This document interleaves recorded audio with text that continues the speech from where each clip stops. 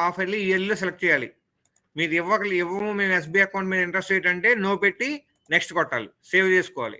తర్వాత ఇక్కడ next button click చేసుకోవాలి. ఈ టర్మ్ డిపాజిట్స్లో మీరేం చేయడానికి ఉన్నదండి. నెక్స్ట్ లోన్స్కి వచ్చేసరికి ఒక్క ఎల్టీ రైతు నేస్తానికి తప్ప మిగతా అన్నిటికి కూడా మనకు బుల్లెట్ సింపుల్ అనే వస్తుంది. ఎంటీసీ లోన్స్ అన్నిటికి కూడా ఈక్వేటెడ్ ఇన్స్టాల్మెంట్స్.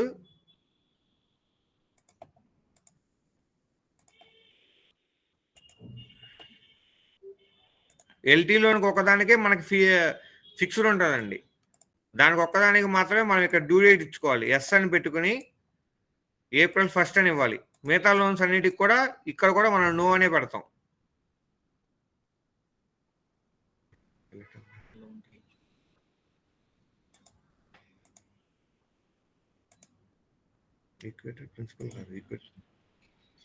సార్ ఇది 3 levels లోనే చేయాలా? లేదు మేడం, ఓన్లీ ఒక్క లెవెల్లోనే. సిఇఓ లెవెలా సార్? సిఇఓ లెవెల్లోనే మేడం. Okay okay. సిఇఓ లెవెల్లో ఒక దాంట్లో చేస్తే సరిపోతుంది. ఏం లోన్ టైప్ రాలేదు.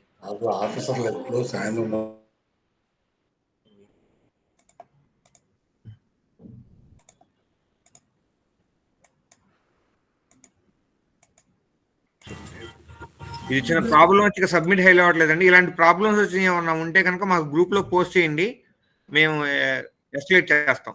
తర్వాత ఎస్హెచ్జి లోన్స్కి ఏదైనా కూడా మనకి ఈక్వేటెడ్ ప్రిన్సిపల్ ఏనండి.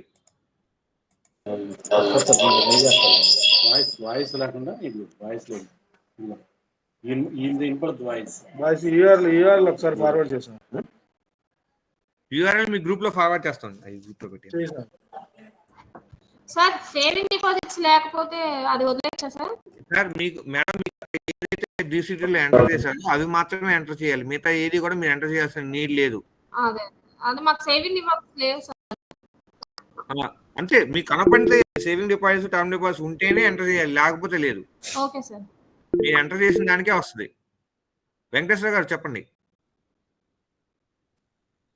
యాదవ్ సొసైటీ వెంకటేశ్వర గారు హ్యాండ్ రైజ్ చేశారు.